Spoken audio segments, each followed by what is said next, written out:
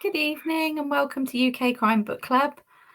I'm delighted this evening to be joined by author Nicky Downs. I'm just going to put her name up because we've just hidden her, and then I'm going to put her name up. Nicky's going to be talking about her writing, and I'll let her introduce herself and also her books. Hi, Karen. I mean, it's such a pleasure to be here. So yes, I'm Nicky Downs, and I'm originally from Chelmsford Wood, which you may have seen on This Town recently. Lived in Coventry though since I was 18, so my books are generally based around the West Midlands, Coventry and Birmingham. So I've published 6 books so far, police procedurals and standalone small town mysteries. And I've done a mixture of self-publishing, but I'm also now published by Storm Publishers. My first books are self-published, and they include a police procedural series featuring DI Amelia Barton of the National Crime Agency. So she's really gutsy and carries out lots of, she's a detective inspector in the National Crime Agency, so it's all about sex trafficking and that kind of thing. And then I've published Silent Fall and Broken Girls, which feature DI Jack Kent. She's a climber as well, which is a bit strange, climber in Birmingham. But if you think about it, there are lots of mountains around Birmingham in terms of peak district. Yeah, there are. I mean, North Wales and North Wales is not a million miles away, are they? Yeah, they're not. So, yeah, I published those with Storm recently. And my latest novel is called Her Perfect Girl, which is a standalone psychological thriller. Yeah, and that's it's sort of, you touched on a few things that it's sort of quite, dark themes, and this one's about set in the aftermath of a girl called Charlie who's murdered. Yeah. Did you want to just sort of say a bit about that? Yeah, I mean, I really wanted to write a book that was about the families left behind, if you like. Yeah. You don't see that often enough. I suppose if Broadchurch was probably the one thing that really sort of brought that out, that kind of small town, what happens when there's a murder and what happens to families, rather than being a police procedural. And it was the first book actually that I wrote. It's my debut, which has been I saw that. But it was quite interesting. I went back into writing in my 50s. I'd obviously written, during my life before then. And I did a writing course, a free one. And there happened to be a prompt, which was a photograph of a man on the bus. And he was wearing a camouflage jacket, and his hair, long hair, was tied back with an elastic hairband, which happened to be pink. And I just looked at this person and I just thought, I know your story. I could see something about him, whether it was grief or something was weighing down on his shoulders. And for Her Perfect Girl, it was one of those books where I didn't plan anything. I literally just wrote, and that's how the story came about. Because I mean, it's like Robert and Emma, right? The characters in it are really interesting because I sort of felt that it sort of really sort of touches on how judgmental people are in the aftermath, or actually even like before, when someone goes missing and someone there's always theories, isn't there, about who did it. Is it the parents, is it the is it the boyfriend, is it the husband?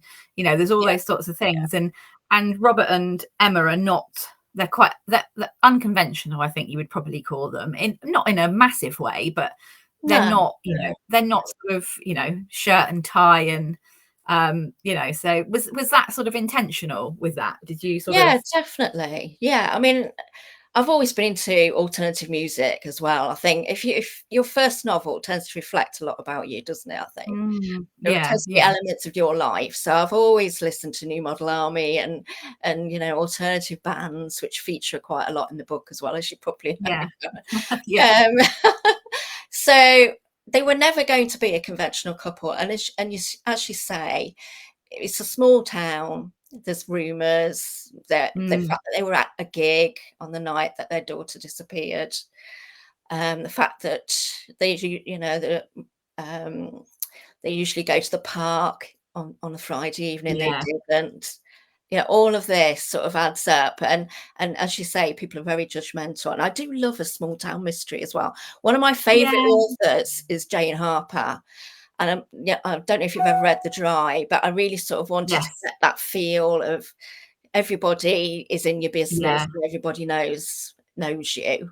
So Well, that's I live in a where that small village, so I yeah, know that very well. Not that I've ever murdered anybody or know that anybody who's been murdered, but I do know I do know that sort of everybody knows what you're doing, and if you do anything out of the ordinary, and also people are very willing to point the finger as they do with this case, because particularly I think with parents, when it's somebody else's child that's gone missing, there's always, well, what are they out on their own for? Why weren't you mm, there? There's always that blame, isn't there? The blame. And it must be yeah, horrific for a parent to lose a child anyway, because I mean, they don't need anybody to tell them all those things, because I imagine they probably feel no, them themselves anyway. Which they do, don't they? In the book, they both have their demons that they're sort of mm, fighting. What yeah. sort of inspired you? You said about the book, and being on the bus, and sort of, so how long did it sort of take you to go from man on bus with pink hairband to the fully formed Her Perfect Girl? Not that long actually. It was quite, as I say, it was sometimes I do sort of very basic plot and Mm, I actually do a plan where I know what's going to happen at sort of pretty much each stage. But with this book, I had no plan at all. I mean, literally, I know we talk about plans, plotters and pantsers, but yeah. it was completely off the top of my head. I just need to know what was going to happen to Robert and Emma, and a lot of it just came from their pure, their grief and what they were Mm, experiencing. So yeah, I mean, it really did just flow, and as I say, it literally just came from that one photograph. that's pretty Mm. amazing. I think that sort of, there's a lot of authors and a lot of people thinking about writing a book who would love to have that sort of, be able to sort of get that from, from brain to page. So I imagine it's not always like that. Oh gosh, no. Oh, but I tend to have a few books on the go as well when I'm writing. So Do you? I don't think I've ever had a moment when I can be completely blocked. Because what I tend to Mm, do is, oh, I can't, I don't want to write about that one today, and I'll go on to something else. So at the moment, I'm juggling about 3 different books, doing I just find research that on one amazing. and writing the other two. And it's the way that I tend to work. And if I do Yeah. get stuck, then I think I just sort of keep going. It might be a load of rubbish that I'm writing on the page, but Yeah. just get it out there. I think any words are better than no words, aren't they? So I think that Absolutely. you've got something to work with. We've got some comments, because I'm having to look at my phone, because for some reason I can't see the comments on my screen tonight. So I've got my phone with the comments on. So Sarah says hello. Suzanne says hello. She says thank you for organising this, Nicky. Laura. Sarah says that she loves your Detective Jack Kent series. Well, So that's good to know. yes, so lots of people watching, and wanting to find out more about the process. Um, so the book, as we said, it happened is the aftermath of Charlie going missing. Who's she's I don't think it's a spoiler to say that she's abducted and murdered, because it happens quite quickly, doesn't it, in the book? Yeah, yeah. Um, and it was very difficult to read in places. So I was wondering how you found writing it, because Mhm, as a reader reading it, you're like, oh god, that's as a parent as well, like reading it and thinking, oh mhm. my god, that is just the worst thing. And I thought, god, it must be really difficult to write it. It was, and there's one particular part where it didn't matter how many times I've read it, even when I was editing it, that I literally cried, and I Yeah. cried all the way through it. And Yeah. I'm a parent as well, I'm a grandparent as well, and Yeah. you do Yeah. you do think of your own children in that situation, don't you, obviously? And it was that sort of moment of it's also, you're grieving, but you have to live as well, and you Yeah. have to sort of go out to work, and you have to do normal things, and then you come home, and you've still got the room as it was Mm. when the child, Yeah. because you can't do anything about that. You can't move on from that. And every time you try, Yeah. it feels like you're giving up on them in a Mm. way, giving up on finding out what happened to them, or just, for try it almost feels as though you're forgetting them, which they never can do, obviously. No. So, yeah, it was really difficult sometimes, I must admit. And I think the way that it sort of came out, I didn't intentionally write it in the way that it's written, Mm. with very short chapters, sometimes very short sentences. But in a way, I think that makes you feel a little bit more uncomfortable as well, doesn't it? So the whole Definitely, yeah. whole way that I wrote it was uncomfortable, um, too, which may not make sense unless you've read it, but No, I absolutely, do you know, there was something about it, like, I was like, I'm not sure that I like it, but I yeah, had to keep on reading it. And yeah, that's like, that's a good book because you don't want to read it because you don't necessarily like, because something bad's gonna happen, yeah, and then you don't like what's happened. But actually that sort of uncomfortable thing is really interesting because yeah, mm, there's definitely bits of it where I was like, oh, I read it in my lunch times at work. oh, And I was like, I don't think I could have read it at night. I'm a bit sort of, I don't know, a bit sort of a bit wussy like that, with things. I'll read like Creepy House, but if it's mm, anything, I just think it felt really real. I think it yeah, felt yeah, I think that's the thing, isn't it? I think it was very, very realistic. And actually, I think you saying about how it made you feel when you mm, wrote it, that obviously comes through as well. So I think that's, you yeah, get that I'm sort glad. of, Yeah. yeah. Um, Yeah, it was, as I say, there were certain moments where I had to, put my pen down and walk away as mm, well. yeah, And yeah, and it's yeah, really difficult to write when you've got tears streaming down your face because you can't yeah, see yeah. No, I it. can So, imagine. but I was every like, God, time, yeah, yeah. yeah.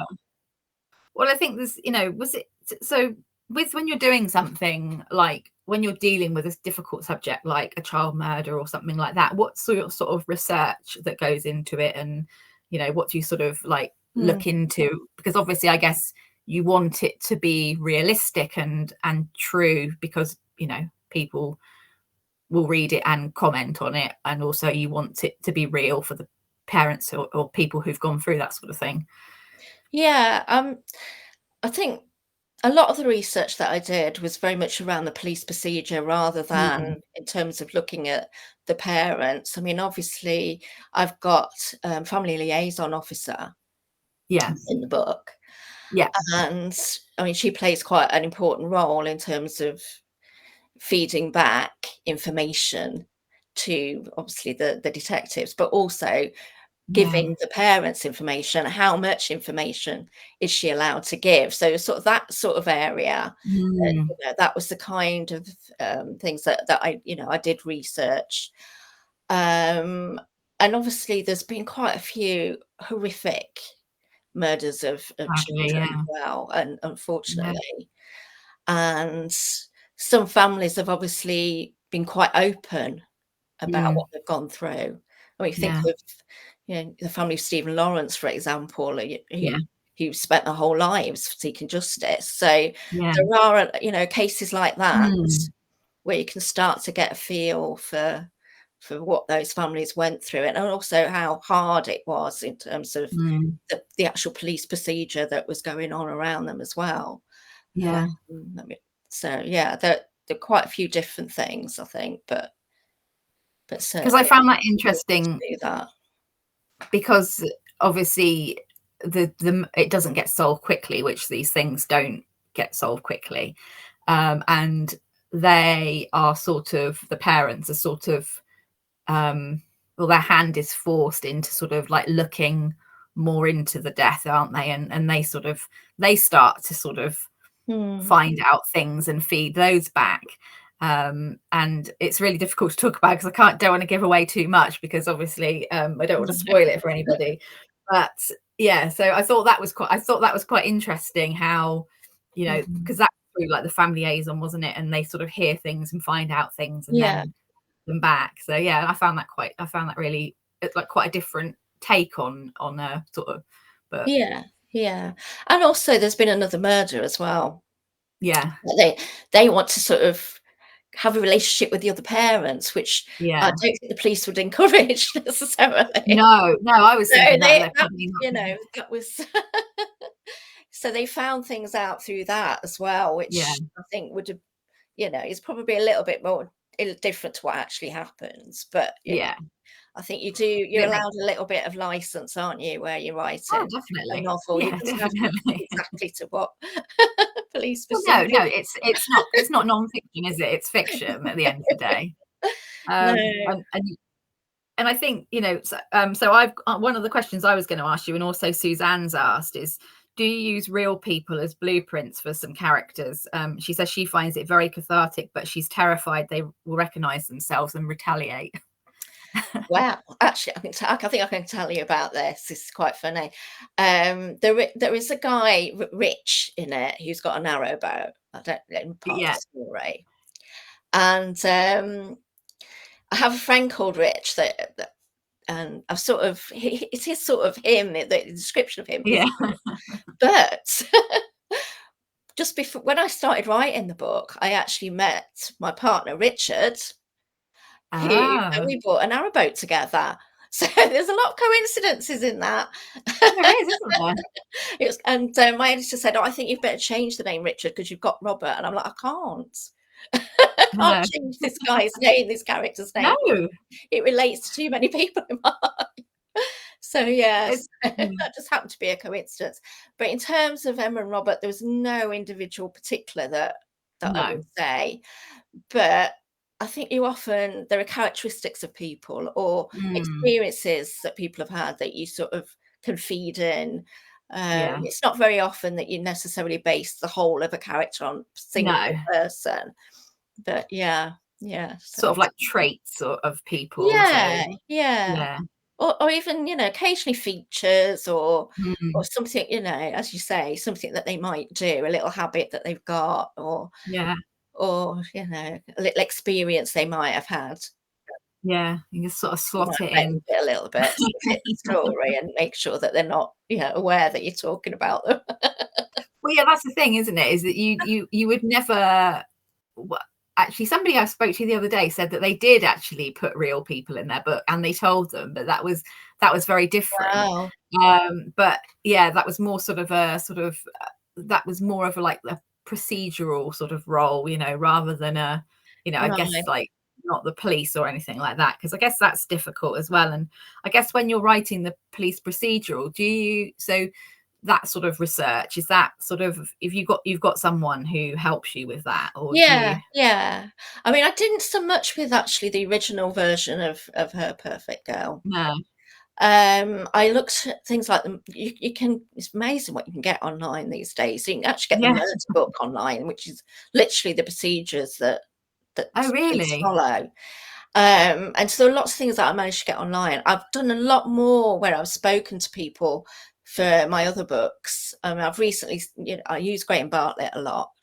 I'm sure a lot of people who know about Graham know that he does. Yes. He's got a lot of friends who you can, speak to around lots of different things. So I've recently spoken to someone about things like how to make a bomb and stuff like that.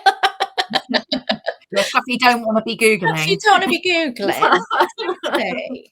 So yeah, there are, and also if you put stuff on Twitter, like I needed to find out about the Mental Health Act and sectioning people and how it's used in court.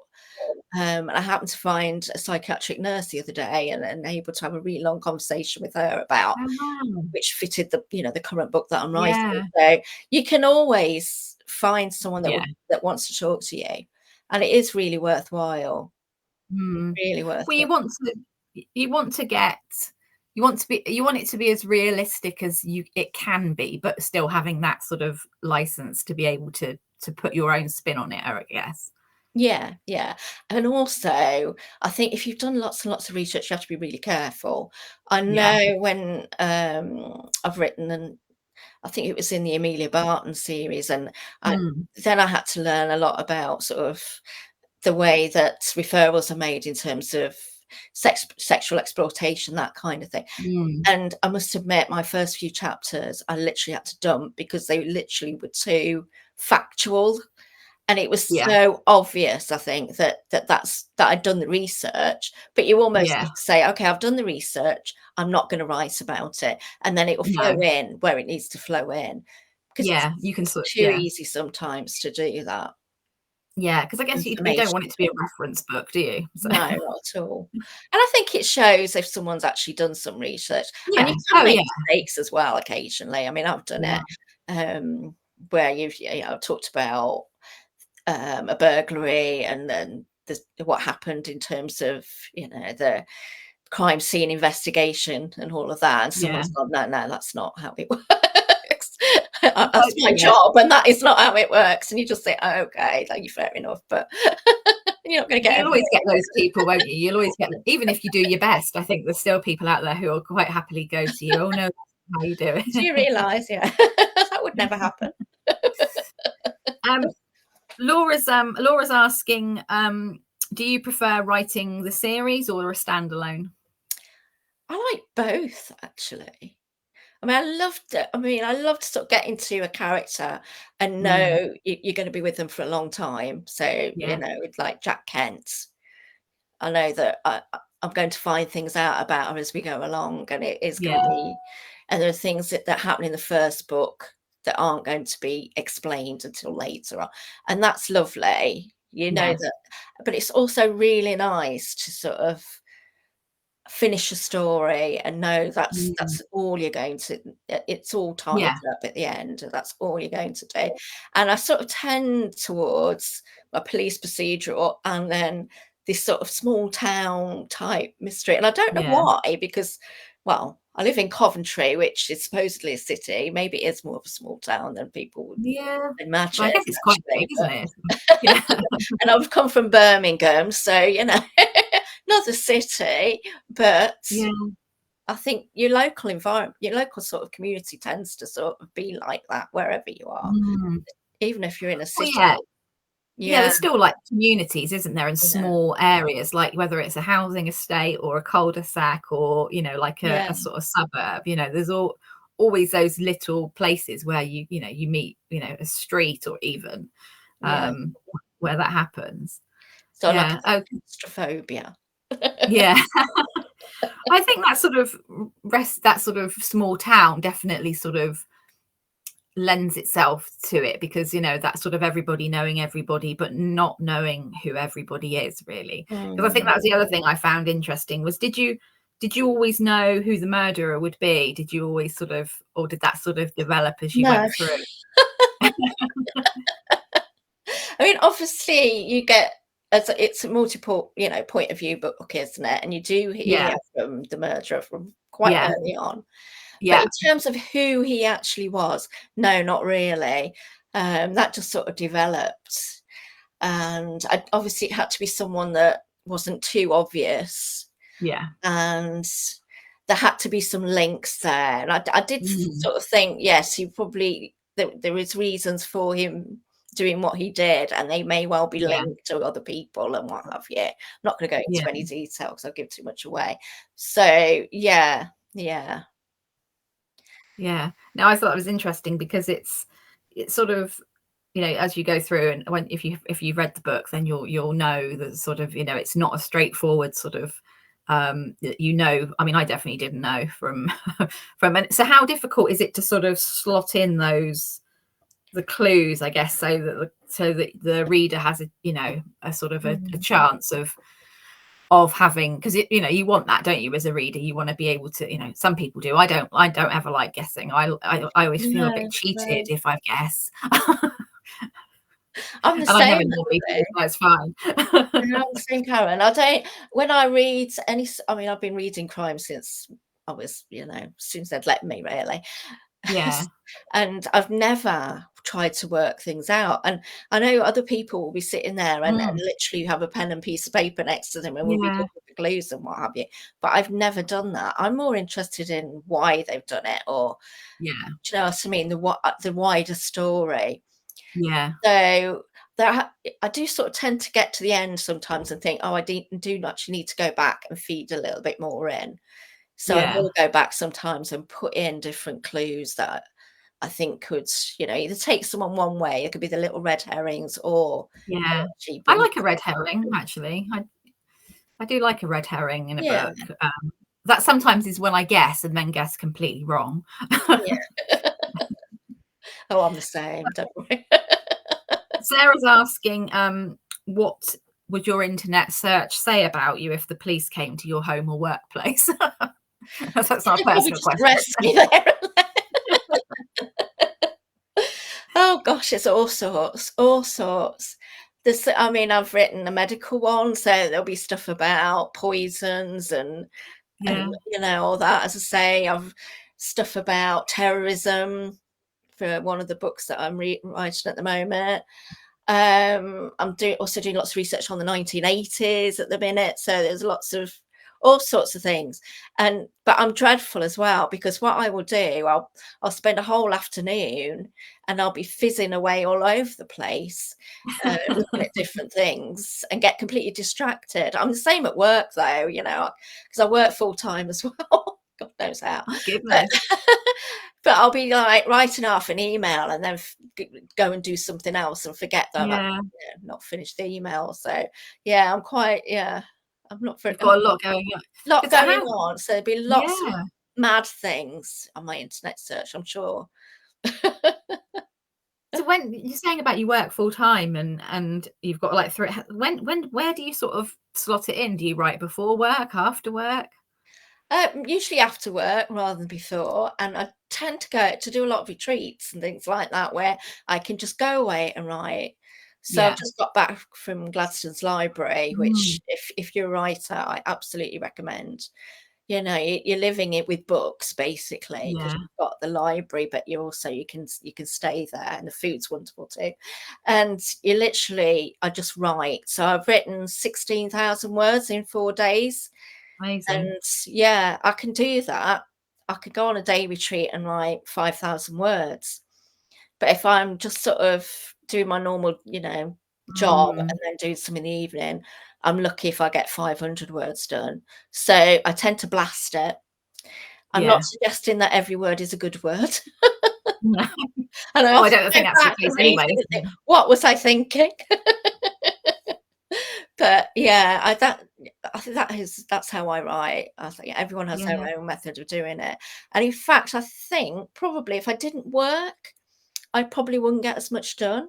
I know that may Mm. sound strange, but I think when you've not got much time, sometimes you do tend to use it better. Do more. Yeah, Yeah, yeah, that's true, isn't it? You haven't got that time to procrastinate like you have yeah. if And I'm you've got dreadful at that. yeah. 'Cause I always find it really interesting because I always find like because I work full time and then like having the headspace to do other things as well. It's like getting out Mm. of that work head, isn't it? And going into to your Yeah. hobby head or, your other job head or whatever. So that's quite, yeah. Do you sort of, are you when you're working, do things sort of come into your head, or are you sort of like, this is work and I'm in my work head but do things pop up? They do, but I mean, I don't sort of do 9 to 5. I Right. work for as a law officer for a National Education Union. So I have meetings during the day, or I might go off to school or what have you. Yeah. But I get lots of phone calls in the evening Right. when obviously teachers and education Yeah. workers have come home and they've had an issue or whatever, and they'll ring me up. Yeah. So I don't feel bad about drifting off for, 10 No. minutes and then thinking Oh, about stuff, no, no. because Yeah. I work the hours, I just work them Yeah. differently, I guess. Um, Yeah, definitely. so yeah, having a notebook next to my laptop is often Yeah. absolutely vital just to jot those little things down that popped in my head. Well, that's the thing, isn't it? Quite a lot of people say that, those ideas, when they come to you, whether you're in the shower or like when you wake up in the morning or Yeah. whatever, that's the time where they sort of really sort of arrive, where, when you're least expecting it. So you don't want to lose them. You No, want to browse absolutely through not, them. no.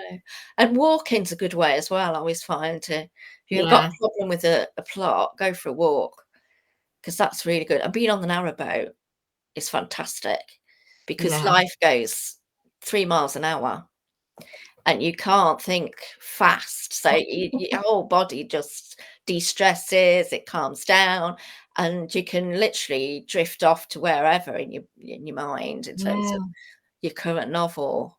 And yeah, it's wonderful. Highly recommend it yeah, if sounds you sort amazing. of need time to relax and calm and think. Take a nice slow pace. Yeah. I've got lots of questions coming up. Suzanne's Oh, great. asking, policy procedures can change so quickly within a few years, and also differ between regions. So it's difficult even if you get advice. As the reader, we need to allow the license to go, and clever books don't go into too much detail. That's less boring for some as well, she says. So Yeah. it's more of a and then she's asked, oopsie, I've just lost the comments. Hang on a minute, let me just go back to the she's asking, do you write alternate endings for your books? I tend to. Well, yes, I do in a way because when you're working with a publisher, they'll often want a synopsis before you've written the book, or an agent or whatever, once you've written your first one. Yeah. And I must admit, I can have written a synopsis and I can have got near to where I'm going, and then completely changed my mind about who the killer might be, for example. So in a way, you are sort of writing an alternate ending.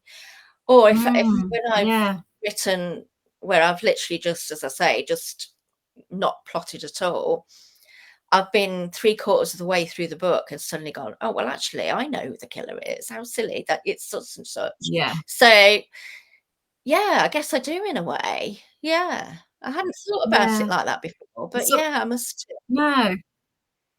It's sort of like finding your path through, I Yeah. guess, because if you go into it, because I guess if you write them like you do, where you sort of you really put your head down and go into them, I guess that it's like those ideas, like you sort of put them in as they go, and but actually you say it might change as you go through because it might not work out that way. And your characters just go off and do things. Do you think, "Why Yeah. did they do that?" No, that's completely ruined it for me. Yeah. And I was gonna go down this route, I can't now. And when you're reading Yeah. it back, you think, "Oh, actually, no, that makes a lot more sense." So I'll go with that. But yeah, it's funny. It can suddenly change. Um, Mm, and actually that's somehow sometimes where you get the sort of a wider number of suspects because you may have been going down one route with one person, then yeah. decide, actually, no, it'd be better if it was somebody else. So there you've got two people already that you know are going to Yeah, that's come across as possible. being Yeah. possible suspects. I was interested in, you said that you were sort of I was going to ask you about your journey from to being a published author. So you said that you did Yeah. sort of self-publishing to start with, and now you're with a publisher. So I guess, what was your journey, and also what's different between, being self-published and being with a publisher? Oh, well, I did start off, as I say, I wrote Her Perfect Girl.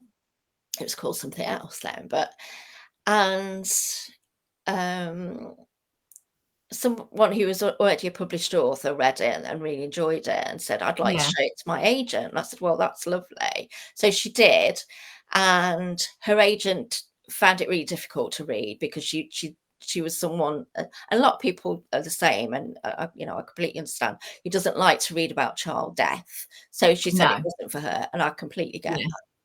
Yeah. So I thought, I think part of it is. I think most authors have an element of imposter syndrome, and I really didn't think I was good enough at that point. And I know you shouldn't self-publish because you don't think you're good enough. That is not really what I'm saying. No. I felt I needed that control. I needed to be able to understand the Yeah. process and how it works.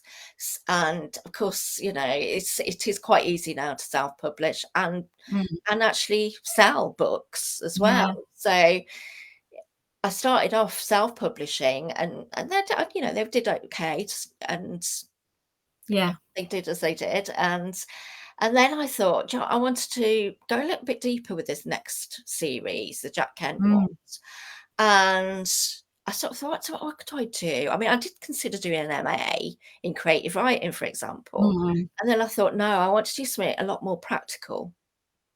So Jericho Writers do an ultimate novel writing course. Oh, yeah. And you get a mentor and you get one-to-ones with agents and all of this. And I thought, oh no, I'll give that a go actually. That sounds really Yeah. interesting. And maybe take a few more risks with this book. And so I did that and met a wonderful group of people who are my, you know, the group of writers that I'm worked with. And we're still, Yeah. you know, meeting up. We still do sprints together and all of that. And that was absolutely fabulous. And from that, I think I had a lot more confidence then to sort of approach people with it. Mm. So I'd heard about Storm. I knew they were new. I knew obviously Oliver, who runs it, set up Bookouture, so they got good. And I Yeah. thought I'd just give that a go. Didn't really expect anything of it. And I was actually in Palestine, sitting in a bus, just about to go off to Ramallah. Really, you know, obviously quite stressed and feeling that, you know. Mm, yeah. And I got this email through, and it basically said, "I'm really enjoying your book. Can you tell me a little bit more about you?" From one of the editors at Storm, and I literally screamed, and I don't know what everyone thought on the bus, but so that happened, and then I got home, and I was sort of, yeah, sent an email and said, you know, this is me, this is what I've done, and Yeah. pretty much the same time, I got an email from an agent who'd seen the anthology that they Yeah. produced, the Ultimate Novel Writing Course, asking if to send me the full, if I'd send them the full. So I had to say, look, I've already got this offer, but so you'll need to Yeah. sort of read it quite quickly. And they Yeah. offered me representation as well. In the end, I decided just to go with Storm. Um, Yeah. you never know whether these things are the right things to do. You will never know. So you just No. go with your You just gut. got to go with what you think. Yeah. Absolutely. So okay, I got a 3-book deal with Storm, and I've got another book coming out, which probably won't be with Storm, but I can't really say much about that at the moment. Oh, that sounds So exciting. it's exciting, yes. And as soon as I can, I will let everybody know. So yeah, so it was all quite a whirlwind, really. It happened very Yeah. quickly. You know, I finished the course, I think it was in August, and I got an offer in October. So That's really amazing. quick. Yeah. Yeah. I have heard But of a lot of them. people, Yeah, but that's a really, really good tip for people who are, maybe want to be, yeah. looking for another way, because, not everybody has the money or the resources to do an MA, or, or actually wants to give up that amount of time, or, Mm. and I guess is that you can do that more online sort of thing? Is it sort of like that, or Yeah, is it meet yeah. up? No, it's all online. It's all online. Yeah. There were some meetings that took place in person, and also when I did it, it's changed a little bit since when I did it. They also have well, it's now they have a writing festival in London. Then they had it in Okay. York. So, you Yeah. know, it met everybody sort of towards the end of the course. Okay. And you had one-to-ones with a mentor, which was wonderful. Yeah. And they also did a complete manuscript assessment as well towards the end. And That's great. you had regular meetings with like your tutor group as well. Mhm. And you also got the opportunity, obviously, to critique of each other's work, which I really Yeah. find useful. I And think having the that other sort of writers group are is, amazing as well. I mean, Alan yeah, Fraser's, he's one of his books has been published since, and some of the others are self-publishing. I mean, we've all done really well from it. So that's really good. it's just, I know some writers don't do courses. I completely understand that. I Yeah. actually find them really good. I find it really focuses my attention, Mm. and I love working with other writers as well. I love having the opportunity to, develop relationships with them in terms of being able to support them and they can support you. That, to me, that's so important. It's such a lonely business otherwise if you haven't got that network around you. Yeah. And I think you're right. And I think probably, you know, people find their way, don't they, of doing it whatever way that may be. But actually, you know, you do hear quite a lot of time that it's how isolating it is to be able to have that group of people that you trust to be able to share your writing with, and also share your successes and, I guess, probably failures at times. Oh yes. Happens to us all, doesn't it? Yeah, exactly. Yeah, I mean, we've got a WhatsApp group, and we're constantly getting in touch, and we have sprints every week as well, and all of us take part and every week. But that's really good as well, because you just go, right, this is what I'm doing now. We have a little chat at the beginning, and then we go off and do it right, and come back at the end, and it's a really good way of focusing. So do you think that sort of writing regularly for you, does that sort of you know, having that constant sort of doing something like every week, or, you know, I guess because you write in big chunks, is it important for you to do something sort of weekly or daily or something, just to keep you sort of your brain in that way, I guess? Yeah, and it isn't daily. I don't write daily, I have to No. admit. I do. It is more like you do a lot in excess, Yeah. excessive amount, if you like. I mean, if I Yeah. said I did 5,000 words in a day, most people go, "Yeah, that's impossible," but I do. Um, and then I have days when I don't do anything, but I can tell Yeah. when I haven't done anything for a week because I start to get quite anxious about it. So I Yeah. do need to, always have that time blocked in, or at least know roughly when I'm going to get back onto it. Yeah. Yeah. Just having that sort of plan, I guess, of Yeah. Mm. It's So not can you rigid tell us necessarily, but yeah. yeah. I was gonna say, can you tell us what's next? You said you can't mention one thing, but is there anything you can mention? Well, I can talk about the sort of general story. Yeah, no, I don't that'd be think good. that's a problem. Yeah. No, it's another sort of small town psychological thriller, Yeah. standalone. Starts off, there's 4 siblings at a lake, and one of them drowns. And in her pocket are stones with letters written on, all sewn in. Oh, The other 3 siblings don't remember being at the lake at all, but their phones say that they weren't there. So, yeah, that's how it starts, and it's got, forensic psychologist in it who's trying to sort of find out what's happened to and why they don't remember, or are they just making that up? They're all in it together. Has one of them done it? So, yeah, I find it really interesting to write, actually. yeah, that sounds really good. I like the sound of that. Sort Great. of a is it sort of got is it sort of I'm sort of feeling, is it supernatural or is it sort of No, no, it's not. no? No, No. no. Oh. No, it's not. No, there's no supernatural in this one. Wow. I You'll like a bit have to find supernatural. out I will, I have to read it. Well, I'll keep my eye out for when it. it comes out, yeah. Hopefully next year sometime. Sarah's asking who your favourite author is, or your favourite crime author is. Gosh. Oh, do you want me to pick one? That is awful, that is. That's like choosing your favourite child. Well, you can have more than one. I'm not going to be strict. Oh, God, it's good. I absolutely adore Fiona Cummings. Yeah. And, I absolutely love her books. And I grew up with Val McDermid, and I read her first novel when it first came out in women's press, and I literally, do you know what? I thought I'd made it when I started teaching, and I could afford the hardback as soon as it came out.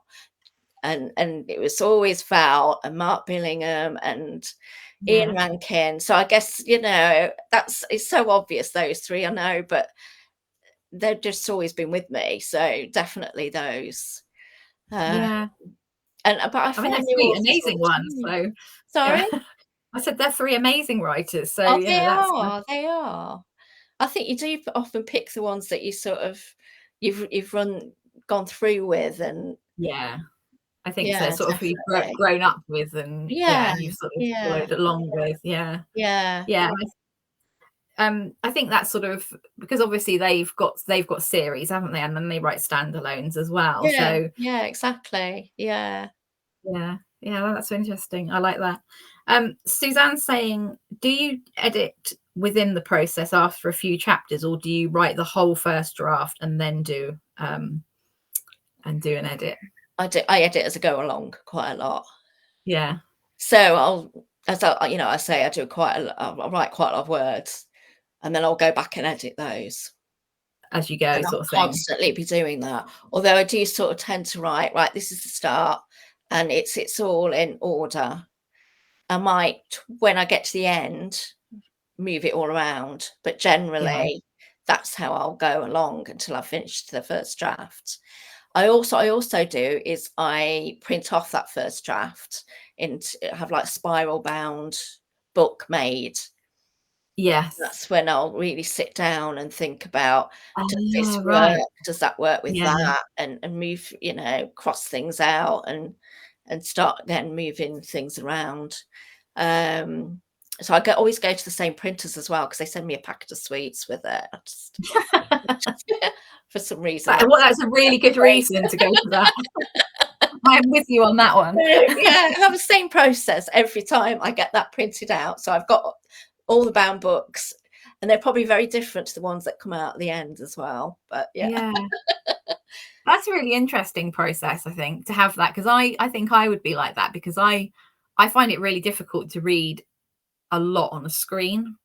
I like Mm, to, if I'm editing something, I always want to print it off, and then like I find it a lot easier to be able to put a line through it, or yeah. like put a little arrow or something like that. So yeah, I think that's a really helpful sort of tip, really.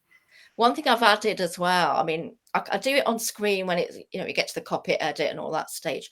But I always do one where, when you can, on Word, you can actually change it to speech. Yes. So I always do that as well, and it's amazing the things that you pick up that you hadn't Yeah. seen when it's been read out, and you can hear that clunkiness as well sometimes where you've got, the word order could be better or whatever. Yeah. So, yeah, absolutely recommend doing that when you're editing. Is there Really good. anything, if you could go back to Nicky book one or pre-book one, is there anything you would tell yourself about, your process of what not to do or what you could have done? Definitely get a professional editor, even when you're self-published, I would say, Yeah. because you may think your English grammar is quite good, but there will be errors in it. Yeah. Yeah. I imagine You'll it's point probably them like out. looking at it so much, isn't it? And I Like actually have a really good editor for my self-published work. She's amazing. She does a bit of everything and is yeah. really, really good. So she'll tell me when she thinks something isn't working, but she'll also sort out my commas, which are usually all over the place and things like Oh God, yeah. that. But I'll be a bit more, have a bit more confidence about it, I guess. Yeah. You know, I'm not, most people, when they've done a lot of practice and they understand Mm, the craft and they've read a lot, aren't bad writers. They no. might not necessarily have got a good story, but be confident with it and Yeah.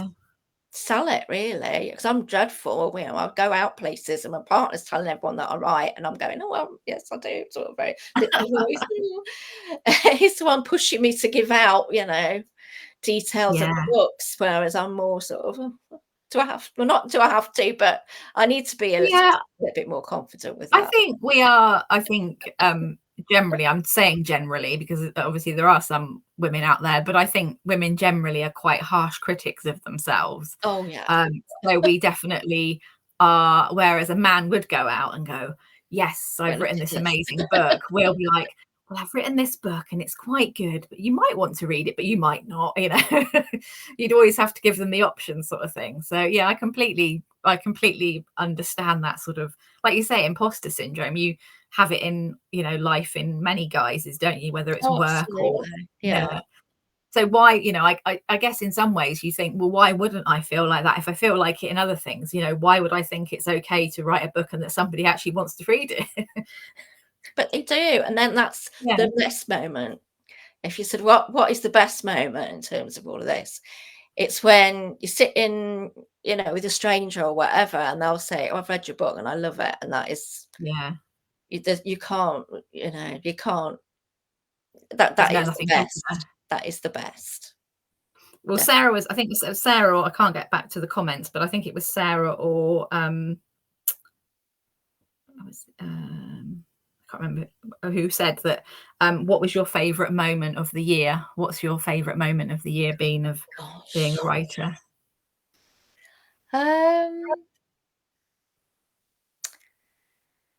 Oh God, that's a really difficult question. So many.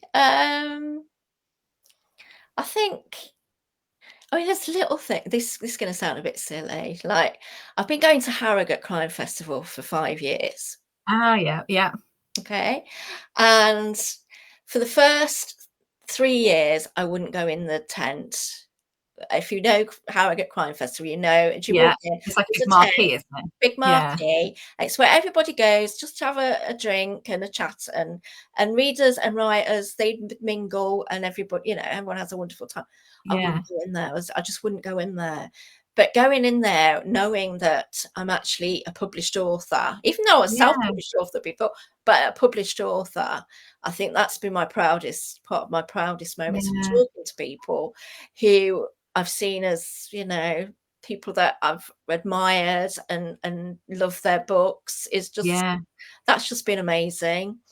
Um, in fact, when I was sitting on that bus in Palestine and I gave a shriek and I told, I mean, there were union colleagues, they did sort of know me. yeah. Some of them I had never met before. One of the women I'd never met before, she said, "Oh, my mum reads your books." Oh, wow. That was amazing as well. And it's Yeah, little things like that, really. It's the yeah, small things that, you know, obviously well, it's, seeing your book when yeah, you open the box and for the first time, or seeing the cover reveal, all that is fantastic as well. I love those moments, but often it's about the readers. It really is, and about talking to yeah. them. About that sort of. Oh, I guess because that's the ultimate sort of, you know, Yeah, acknowledgement, pat on the back. yeah, Someone reads my books. I guess when you book up, you know, when you first start out, you just hope that one person will read it. So, you know, yeah, that you know, to have someone go, "Oh, my mum reads your books," like yeah, plural, that's amazing. yeah. It's usually the mom as well when it comes to crime fiction. Well, I think yes, yes, Not well, always, yes, not always. no. I think, you know, I think that it's, you know, crime is such a, you know, diverse genre that it's across the board, isn't it? Really, but Mm, I mean, I started reading crime when I was like in my teens. You know, I was yeah, sort of like Agatha Christie and sort of yeah. Sydney Same Sheldon, here. Yeah.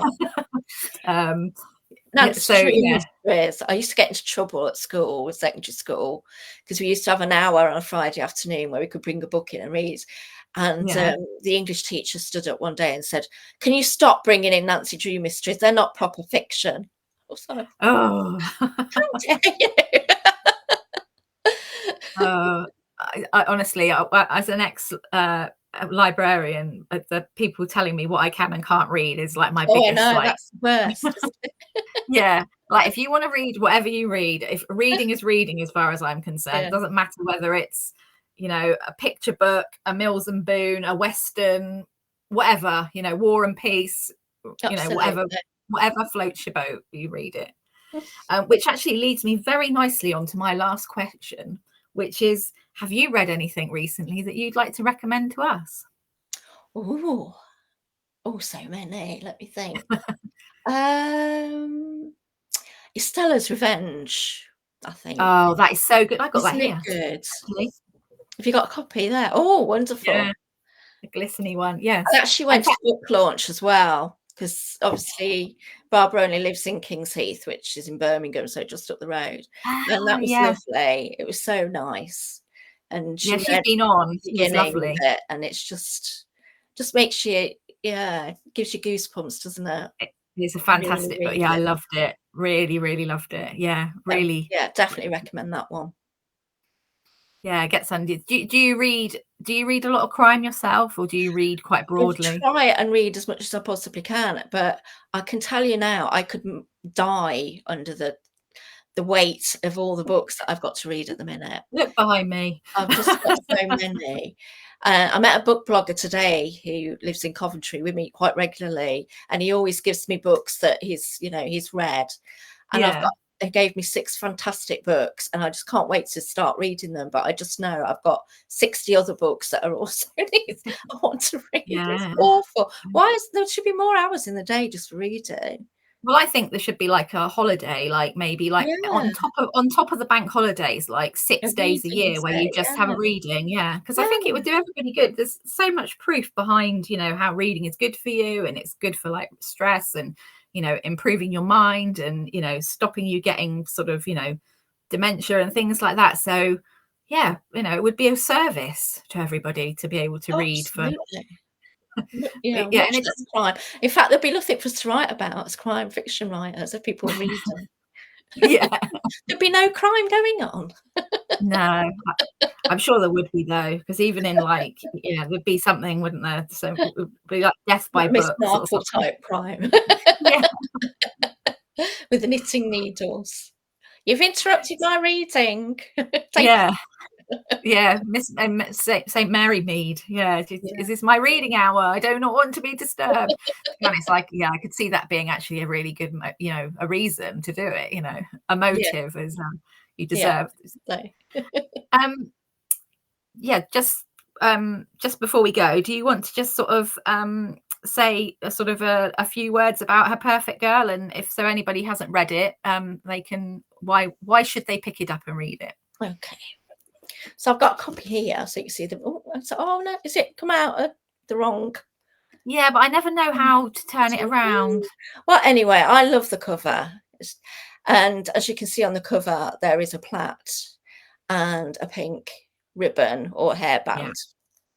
And I think, yeah, I think you should pick it up if you loved Broadchurch, if you like a mystery where it's very claustrophobic. It's there's a sadness to it. mm, There's so many different themes within the book, grief, etc.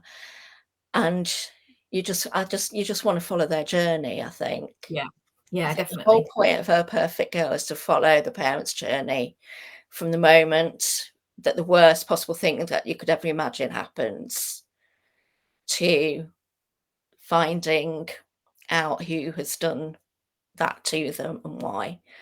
So, yeah, Yeah, and yeah, read and it. I haven't got I had it on Kindle, so I haven't got the nice picture, but I really like the cover. I thought the cover was really striking. Yeah, um I love it. I absolutely love it. I think I think I chose the colours in the end because it was a choice of black or blue, but I think it just really stands out, doesn't it? Yeah, I think Really it'd be definitely striking. one that people will sort of zone in on Oh, if I hope so. And it's doing yeah, really well, which is great. It's really doing well. that's brilliant. So I'm really Um, pleased. yeah, well, thank you so much. Thank you everybody for watching. Thank you everybody who's commented and asked questions. Laura, Sarah, Suzanne, Leslie, and everybody else. Thank you for joining us. Thank you, Nicky, for spending an hour with us and telling us about your writing journey and your books. And yeah, please do come back next year, and I Oh, can't I wait to will read do that. with a new one. Yeah, no, I want to. Yeah, I definitely want to read that one. It sounds great. Find out what all the stones mean, all the letters and everything. Yeah, no, it sounds amazing. Love it. Thank you, everybody, for joining us. And we'll see you all again soon. Thank you. Bye. Bye.